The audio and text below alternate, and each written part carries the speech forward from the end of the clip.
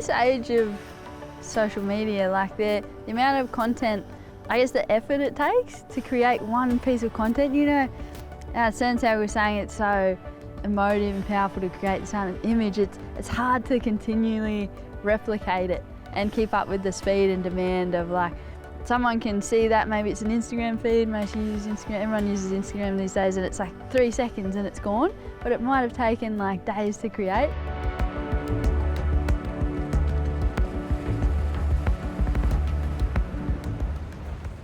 I think it's a challenge for each of you as to what you want to show of yourself on social, because as a sponsor of athletes, certainly now we can see the number of people that you have following you, the number of likes, looking at the engagement, how popular is someone. So whilst the athlete has been empowered to have this connection with an audience, we've also been empowered to see how they're connecting with an audience. At the end of the day, it comes down to still what you do in the water as an athlete and how you perform. And for sure, someone might not have as many followers as the next person, but they could achieve more in the water than this one.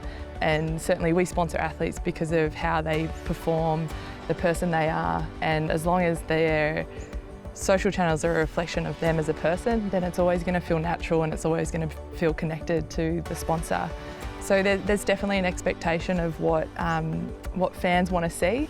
That doesn't mean you have to give it to them though. Throughout my Instagram, I generally always prefer to talk to people as myself and not through the eyes of my sponsor or what I might think that they would want to hear. Usually I try and, everybody's seen like enough nose ride photos of me now, they don't need for me to be like, another hang 10. So I usually try and put some caption of maybe like my feeling on the day or something like that that might be inspiring to people. I feel like sometimes I struggle with, trying, keep posting things that my sponsors want to see. And I constantly tell them I'm like a surfer, I just want to go surfing and I just want to be myself, but I love Instagram, so it works both ways. Recently, after I had a couple results and I've been, putting myself out onto social media, you always get weird guys and weird people, and you get fans as well, but there's also some hurtful things that can be put on the, social media, but I don't really care. I love myself. How do you handle it?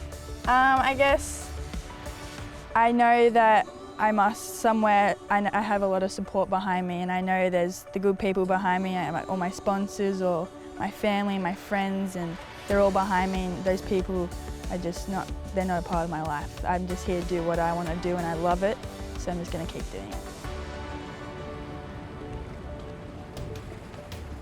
The people who are going to like you are going to like you for who you are. But not everyone's going to like you in the world. No. You're not everyone's cup of tea. No.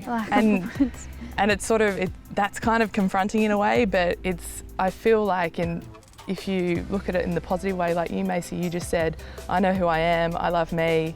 It's almost like it can empower someone at a much earlier age so they have the confidence to deal with this, whereas we might have all sort of found it more so in our 20s.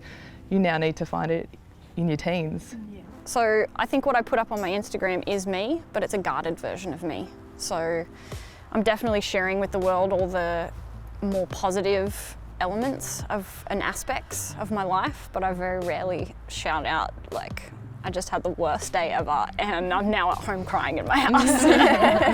Because I feel like through my Instagram, I want people to see it and be inspired by my adventure of life. And I don't want them to read it and go, oh, like, that's a bummer. My social media is primarily the surf images are the ones I've taken naturally. Wouldn't expect anything different.